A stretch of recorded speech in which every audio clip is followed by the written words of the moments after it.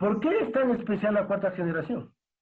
Dios siempre obra más allá de nuestro tiempo, nuestras circunstancias y nuestro lugar geográfico. Recuerden que ya leímos en Tito, ¿no? Que vaya a cada ciudad a establecer ancianos. Wow. No sé cuántos de nosotros estamos yendo a otras ciudades, pero sí necesitamos pensar en eso. ¿Alguien me puede ayudar buscando en la Biblia hasta Génesis 18, 17 al 19? Y dijo Jehová, ¿encubriré yo a Abraham lo que voy a hacer? Habiendo de ser Abraham una nación grande y fuerte, y habiendo de ser benditas en él todas las naciones de la tierra, porque yo sé que mandará a sus hijos y a su casa después de sí, que guarden el camino de Jehová haciendo justicia y juicio, para que haga venir Jehová sobre Abraham lo que ha hablado acerca de él. ¿Y qué sabía Dios que iba a hacer Abraham? Que él lo llevaría a la práctica. Pero el Señor estaba pensando, ¿lo ocultaré a Abraham lo que estoy por hacer? Es un hecho que Abraham se convertirá en una nación grande y poderosa, y en él serán bendecidas todas las naciones de la tierra. Yo le he elegido para que instruya a sus hijos y a su familia, a fin de que se mantenga en el camino del Señor y ponga en práctica lo que es justo y recto. ¿Por qué Dios le eligió a Abraham? En la Reina Valera, ¿qué es lo que dice? Por eso le pedí que lea al hermano. Porque yo sé que mandará a sus hijos y a su casa después de sí. ¿Qué es lo que Dios sabía? Que Abraham iba a ser un hombre obediente. Y que él iba a pasar esto a las otras generaciones. Eso es lo que dice el 19. Yo sé que Abraham va a enseñar esto a sus hijos y a los hijos de sus hijos. Dios tenía una visión generacional en cuanto a lo que iba a hacer Abraham. Dice aquí, Dios escogió a Abraham con el propósito expreso de trabajar con él a través de muchas generaciones. Dios sabía que Abraham iba a ser fiel al iniciar el proceso, mandando a sus hijos y a su hogar después de él a mantener los caminos del Señor. ¿Para qué Dios nos ha elegido a nosotros, mis hermanos? De acuerdo a este versículo. ¿De qué manera? Generacional. Anotarán eso, mis hermanos. Dios quiere que nosotros lo hagamos el ministerio de manera generacional, pensando en la primera, segunda, tercera, cuarta generación. Eso es lo que Dios quiere. Dios no solamente quiere que yo haga discípulos, Él quiere que haga discípulos hasta la cuarta generación. ¿Qué quiere decir eso? De que yo voy a estar velando para que mi discípulo haga discípulos y el discípulo de su discípulo haga discípulos. Para eso el Señor nos permite que seamos viejos, hermano. Dios no quiere que nos hagamos viejos simplemente para vernos feos. Dios quiere que nos hagamos viejos para que veamos a nuestros bisnietos espirituales. Y yo no me voy a morir contento hasta que yo vea eso. Vamos a ver ahora algunos ejemplos bíblicos, porque no solamente es con Abraham el asunto. ¿Qué dice Deuteronomio 6 del 1 al 9? Dice, estos son los mandamientos, preceptos y normas del Señor tu Dios. Mandó que te enseñara, que los pongas en práctica, y puntos suspensivos ahí dice, tú y tus hijos y tus nietos, y honren al Señor tu Dios. A ver, ¿qué dice el 7? Dice, y le repetirás a tus hijos y hablarás de ellas estando en tu casa y andando por el camino y al acostarte y cuando te levantes.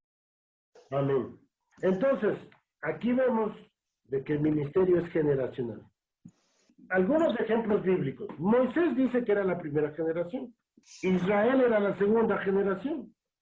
Sus hijos, los hijos de Israel, era la tercera generación y sus nietos era la cuarta generación. Vamos a ver otro ejemplo. Dicen, los 4 evangelios vemos las historias de Jesús alimentando a las multitudes. Un cuadro del discipulado. Dice, Jesús es la primera generación, los discípulos de Jesús la segunda generación alimentando las multitudes, la tercera generación, y colectando las obras, la cuarta generación. Vamos a ver otro ejemplo. Hechos 1:8. Dice, el Señor Jesús mandó a sus discípulos a ser testigos de 4 áreas estratégicas: Jerusalén, Judea, Samaria y los confines de la tierra. Eso es lo que dice, ¿no es cierto? Y cuando nosotros leemos en el libro de los Hechos, Jerusalén es la primera generación, Judea la segunda generación, Samaria la tercera generación, toda la tierra la cuarta generación. Dice, el ministerio de la iglesia primitiva, también observamos un ministerio multigeneracional funcionando. Jesús la primera generación, los 12 apóstoles la segunda generación, los 120 la tercera generación, los 3000 la cuarta generación. Y después hubo 5000, ¿se acuerdan? Así que ahí se pasaron ya. Pablo muestra esta mentalidad multigeneracional en Primera de Tesalonicenses 1:6-8, donde se escribe, ustedes se hicieron imitadores nuestros y del Señor. De esta manera se constituyeron en ejemplo para todos los creyentes de Macedonia y de Acaya. No solo en Macedonia y Acaya, sino en todo lugar, a tal punto que se ha divulgado su fe en Dios. Aquí tenemos Pablo y el Señor, la primera generación, Tesalonicenses, la segunda generación, Macedonia y Acaya, la tercera generación, y todo lugar, la cuarta generación.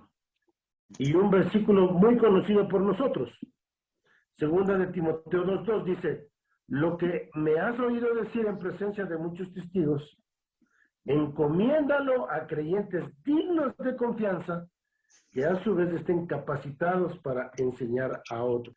Pablo es la primera generación, Timoteo la segunda generación, hombres fieles la tercera y otros cuarta generación. Entonces, el ministerio multigeneracional requiere una mentalidad multigeneracional.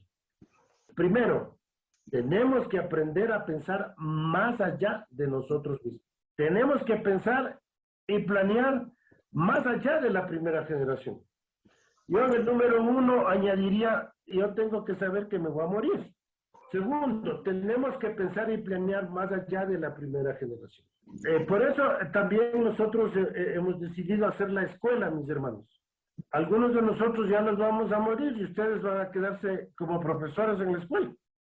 Así que Amén. Vayan ya tomando en serio.